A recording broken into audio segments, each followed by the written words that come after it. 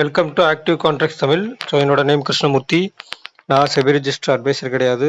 இந்த வீடியோ உங்களுக்கு ஒரு எஜுகேஷனல் பர்பஸ்க்காக மட்டுமே. ஸோ கிட்டத்தட்ட உங்களுக்கு 22,460 க்ளோஸ் ஆன மார்க்கெட். சரிங்களா, 22,460 க்ளோஸ் ஆன மார்க்கெட் வந்து ஓப்பன் ஆன இடம் நம்மளுக்கு 22,345. லோ நம்மளுக்கு 314. கிட்டத்தட்ட நேற்றுக்கு நைட்டில் இருந்து, அதாவது இன்னைக்கு காலையிலேருந்து ஏகப்பட்ட டாக்ஸ். ஏன்னா யூஎஸ் மார்க்கெட் வந்து 4% விழுந்துருச்சு. ஸோ நம்ம மார்க்கெட்டுக்கும் பயங்கரமாக ஃபால் இருக்கும், அப்படி இப்படின்னு நிறைய நியூஸ். நம்ம நேற்று ஒரு ரேஞ்ச் எடுத்திருந்தோம். அதிகபட்ச டவுன் ரேஞ்ச் என்ன? 22,308.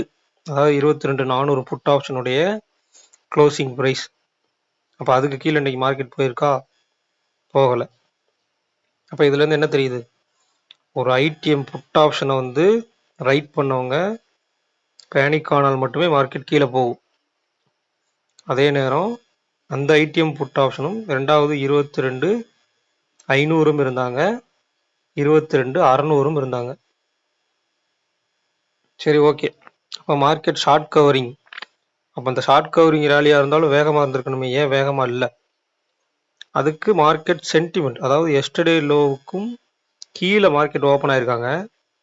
ஓகேங்களா, ஆனால் மார்க்கெட் வந்து ஓப்பனுக்கு மேலே சஸ்டெயின் ஆயிருக்காங்க. அப்போ கீழே ஓப்பன் ஆன மார்க்கெட் ஓப்பனுக்கு மேலே சஸ்டெயின் ஆகுது. மேலே அவங்க போகிறதுக்கு உண்டான ப்ரீவியஸ் க்ளோஸ்க்கு மேலேயோ இல்லை எஸ்டர்டே ப்ரீவியஸ் க்ளோஸ்க்கு மேலே இல்லை, எஸ்டர்டே லோவுக்குள்ளே போகிறதுக்கே அவங்களுக்கு டைமிங் எடுக்குது. ஏன்னா ரேலி அந்த மாதிரி 345 to 460ன்றப்ப கிட்டத்தட்ட 110 பாயிண்ட். அந்த ரேலியை அவங்க ஒரு நாள் நம்மளுக்கு மூவ்மெண்ட்டே எவ்வளோ? 100 to 150. அப்போ அந்த ரேலியை தான் இன்னைக்கு ஃபுல்லாக கம்ப்ளீட் ஆகணும். அதுதான் இன்னைக்கு நடந்திருக்கு. ப்ரீவியஸ் க்ளோஸ்லேருந்து ஒரு 37 பாயிண்ட் ப்ளஸில் முடிச்சுக்கிறாங்க. சரிங்களா, அப்போ இந்த மார்க்கெட் என்ன சென்டிமெண்ட்டில் இருக்குன்னு தெரிஞ்சுக்கணும். ஒரு நெகட்டிவ் சென்டிமெண்ட்டாக பாசிட்டிவ் சென்டிமெண்ட்டான்னு தெரிஞ்சுக்கணும். அப்போ அந்த நெகட்டிவ் சென்டிமெண்ட்லேருந்து மாறுபட்டு மார்க்கெட் நிற்கும் போது அவங்க வந்து மேலே ஏறுறதுக்கு உண்டான அந்த டேட்டாஸ் வந்து இருக்கான்னு பார்க்கணும். அதெல்லாம் இல்லை. ஆல்ரெடி அவங்க ஒரு டவுன் ட்ரெண்ட், ஒரு நெகட்டிவ் சென்டிமெண்ட்டில் இருக்காங்க. ரொம்ப வந்து என்ன சொல்கிறது, வீக்காக இருக்க ஒருத்தர் வந்து மேலே ஏறினா எப்படி இருக்கும், அந்த மாதிரி தான் ஏறுறாங்க. பேசிக்காக நீங்கள் மார்க்கெட் அண்டர்ஸ்டாண்ட் பண்ணுறது அப்படி தான் பண்ணணும். இப்போ இன்னுமே கூட நம்மளுக்கு 22,497 முடிச்சாலும் இங்கே 22,400 கால் இருக்காங்க. இன்னும் அவங்க வெளியே போகலை. அப்போ அவங்க கம்ப்ளீட்டாக வெளியே போகிற இடம் எங்க? 22,565 தான் இந்த 400 கால் ஆப்ஷனை ட்ரைட் பண்ணவங்க வந்து கம்ப்ளீட்டாக அந்த பொசிஷன்லேருந்து வெளியே போவாங்க. இப்போ நம்ம ஒரு 400 காலை நம்ம செல் பண்ணுறோம், நம்மளுடைய ஸ்டாப் லாஸ் எங்கே வைப்போம்? 22,565க்கு மேலே போனால் தான் நம்மளுக்கு லாஸ் ஸ்டார்ட் ஆகும் இல்லையா, இந்த எக்ஸ்பைரிக்குள்ளே. அது மாதிரி தானே எஃப்ஐஸ்க்கும் மற்ற இன்ஸ்டிடியூஷனல் ட்ரேடர்ஸ்க்கும் இருக்கும். இல்லை இதை தாண்டி அவங்க இந்த இடத்துல கூட ரைட் பண்ணியிருக்கலாம், இங்கே கூட அவங்க ப்ராஃபிட்டில் இருக்கலாம். அடுத்த நாள் அவங்க எம்டிஎம் எப்படி இருக்கும்? அதை யாருமே யோசிக்கிறது இல்லை. ஸோ அதை பேஸ் பண்ணி தான் அது ரன் ஆகுது. இந்த ப்ரீவியஸ் க்ளோஸ்ன்ற ஒரு ப்ரைஸை பேஸ் பண்ணி தான் மேக்ஸிமம் மார்க்கெட் ரன் ஆகுது. அப்போ மார்க்கெட் வந்து ஒரு யூஎஸ் மார்க்கெட்டோட நியூஸை பேஸ் பண்ணியோ, இல்லை ஒரு சார்ட்டை பேஸ் பண்ணியோ, இல்லை ஒரு கேண்டில் ஸ்டிக்ஸை பேஸ் பண்ணியோ மூவ் ஆகலைன்றதை இதிலிருந்து நீங்கள் தெரிஞ்சுக்கலாம். இன்னைக்கு மார்க்கெட்லேருந்து ஆக்டிவ் கான்ட்ராக்ட்ஸ் எந்த அளவுக்கு பெஸ்ட் அப்படின்றத இன்னைக்கு மார்க்கெட்லேருந்து நீங்கள் தெரிஞ்சுக்கலாம். அப்போ இன்னைக்கு நம்மளுக்கு க்ளோசிங் வந்து 22,497. இதில் எடுப்போம், ஒய்டாக ஒரு ரேஞ்ச் எடுப்போம். 22,300 lowest put option, highest call option என்ன? 22,700. ரெண்டு பேர்த்துக்கும் இடைப்பட்ட தூரம் வந்து எவ்வளோ இருக்காங்க? அப்போ 400 பாயிண்ட் இருக்காங்க. அப்போ 22,500. அந்த 500க்கு கீழே தான் இன்னைக்கு க்ளோசிங்கே வச்சுக்கிறாங்க, மிட் பாயிண்டில் தான். இந்த 400ஐயும் ஸ்ட்ராடல் ஆக்குறதுக்கு ஒரு சின்ன வாய்ப்பு கொடுத்துக்கிறாங்க. அப்போ நம்மளுக்கு மேலே 400 புட் ஆப்ஷன், 500 கால் ஆப்ஷன் அப்படின்னு எடுத்துக்கிட்டா, 500 கால் ஆப்ஷனுடைய க்ளோஸ் 104 அப்படின்னா 604, 22,604. 400 புட் ஆப்ஷனுடைய க்ளோஸ் வந்து 64 ரூபா அப்படின்னா 22,336. சரிங்களா, அப்போ இதனுடைய ஆர்டர் ப்ரீமியம் 168. அப்படின்னு எடுத்துட்டா 22,668. அதே மாதிரி இந்த பக்கம் 22,232. அப்போ அவங்க எவ்வளோ தூரம் ரேஞ்ச் எக்ஸ்டெண்ட் பண்ணியிருக்காங்க? 232 வரைக்கும் தான் கீழே எக்ஸ்டெண்ட் பண்ணியிருக்காங்க, இன்னும் பெருசாக கீழே போகாதுன்ற மாதிரி. அப்போ நாளைக்கு மார்க்கெட் சினாரியோவில் இங்கே நீங்கள் இன்னொரு விஷயம் கவனிக்கணும். இம்ப்ளைடு வால்டிலிட்டி இன்னைக்கு நம்மளுக்கு அதிகமாக இருந்தாலும் அந்த சென்டிமெண்டலாக மார்க்கெட் டவுன் அப்படின்றனால அவங்களால பெருசாக ஏற முடியல. இன்னுமே நம்மளுக்கு கால் சைடு அதிகமாக இருக்கு.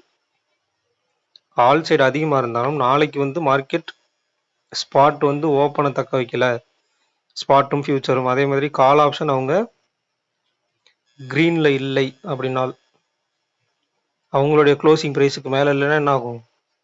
கீழே ஃபால் ஆகிறதுக்கு தான் வாய்ப்புகள் இருக்கும்.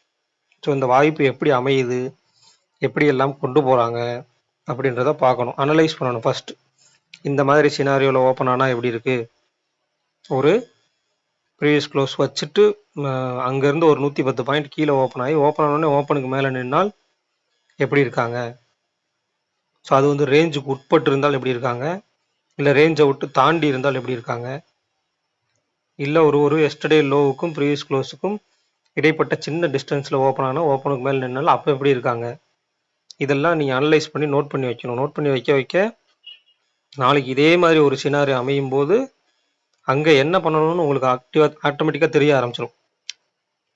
இப்படிலாம் நடந்திருக்காங்க அப்படின்றத நீங்கள் எழுதி வைக்கணும். இந்த மாதிரி சினாரியோவில் இந்த மாதிரி டேட்டாவில் வந்து மார்க்கெட் முடிஞ்சது, அடுத்த நாள் ஓப்பன் வந்து இந்த மாதிரி வச்சுக்கிறாங்க. அப்போ இந்த சூழலில் மார்க்கெட் வந்து அதனுடைய டைம், ரெண்டாவது அவங்களுடைய ரேஞ்ச், இதை கால்குலேட் பண்ணும்போது இவ்வளவு ஸ்லோவாக அவங்க போயிருக்காங்க. அப்போ இவங்க வேகமாக எஸ்டர்டே லோவுக்கு கீழே ஓப்பன் ஆகி வேகமாக மேலே போயிருக்காங்க, கேப் டவுனில் ஓப்பன் ஆகி வேகமாகவும் நடந்திருக்காங்க. அப்போ வேகமாக நடக்கும்போது அன்னைக்கு நீங்கள் லைவ்ல அன்னைக்கு என்ன டேட்டாஸ் இருக்கோ அதை எடுத்து எழுதி வைக்கணும். அதுக்கு முந்தைய நாளில் நம்மளுக்கு கீழே ரேஞ்ச் அவ்வளோதான் இருந்துச்சா, இல்லை அதுக்கு உட்பட்டு இருந்துச்சா, இதெல்லாம் நோட் பண்ணி வச்சிங்கன்னா நாளை பின்ன இதே மாதிரி சினாரியோ வரும்போது உங்களுக்கு ரொம்ப ஸ்பான்டேனியஸாக நீங்கள் முடிவுகள் எடுக்கிற மாதிரி இருக்கும். ஓகேங்களா? அடுத்து வந்து நம்ம பேங்க் நிஃப்டி பார்த்துலாம். பேங்க் நிஃப்டியை நம்ம நிறைய பேர்த்துக்கு வந்து ப்ரிஃபர் பண்ணுறது இல்லை. ஏன் அப்படின்னு கேட்டிங்கன்னா, பேங்க் நிஃப்டி அப்படின்றது ஒரு ஹைலி வாலட்டைல் மார்க்கெட், சரிங்களா? லோ வாலட்டிலிட்டி கிடையாது நிஃப்டி மாதிரி. பேங்க் நிஃப்டி வந்து ஒரு ஹைலி வாலட்டைல் மார்க்கெட். நிஃப்டி மாதிரி ஒரு லோ வாலட்டிலிட்டி உள்ள மார்க்கெட்லேயே இவ்வளோ டேட்டா வச்சுட்டு அதை உங்களால் ப்ரெடிக்ட் பண்ண முடியல அப்படின்னா ஹைலி வாலட்டைலில் போய் நீங்கள் மாட்டிக்குவீங்க. அதனால தான் அதை வந்து ப்ரெஃபர் பண்ணுறது கிடையாது. எப்போவுமே ஒரு லோ வாலட்டிலிட்டி உள்ள மார்க்கெட்டில் நீங்கள் ரேஞ்சை கண்டுபிடிக்க ஆரம்பிச்சிட்டிங்க அப்படின்னா அதுக்கப்புறம் ஹைலி வாலட்டைல் மார்க்கெட்டில் வந்து உங்களுக்கு ஓரளவுக்கு ஈஸியாக இருக்கும். அப்போ பழகிறவங்க ஸ்டார்டிங்கில் நீங்கள் தெரிஞ்சுக்க வேண்டிய விஷயம், டேட்டா அனலைஸ் பண்ண வேண்டியது, நீங்கள் ட்ரெயின் பண்ண வேண்டியதெல்லாம் எதில் இருக்கணும்? நிஃப்டியில் இருக்கணும்.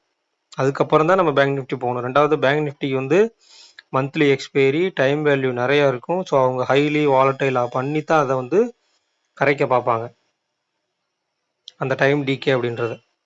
அப்போ இன்னைக்கு முடிஞ்சது வந்து 47,853. ஓகேங்களா? ஆனால் இங்கே இருக்கிறது என்ன? 48,000 காலன் போட்டு ஸ்ட்ராடல் கொடுத்துக்கிறாங்க. அப்போ அவங்களுடைய க்ளோஸின் அடிப்படையில் எடுத்தோம்னா 48,600, 49,400. ஒய்டாக எடுத்துன்னா 600, 600, 1,200. அப்போ இது வந்து 47, ஏன்னா 47,400. அப்போ 46,200, 49,200. இதுதான் ஒயிட் ரேஞ்ச். அப்போ இந்த ஒயிட் ரேஞ்சுக்கு போவாங்களா இல்லை ஷார்ட் ரேஞ்சுக்கு போவாங்களா? ஷார்ட் ரேஞ்சுக்கு போய் திரும்புறதுக்கு டேட்டாஸ்லாம் என்னென்ன மாதிரி சப்போர்ட் பண்ணுறாங்க, அங்கே சினாரியோஸ் எப்படி இருக்குது, ஒரு வீக்லி லோ இருக்கா, இல்லை ஒரு மந்த்லி லோ இருக்கா, இல்லை எஸ்டர்டே லோவே அந்த இடத்துல தான் இருக்கா, இதெல்லாம் வந்து தெரிஞ்சு வச்சுக்கணும்.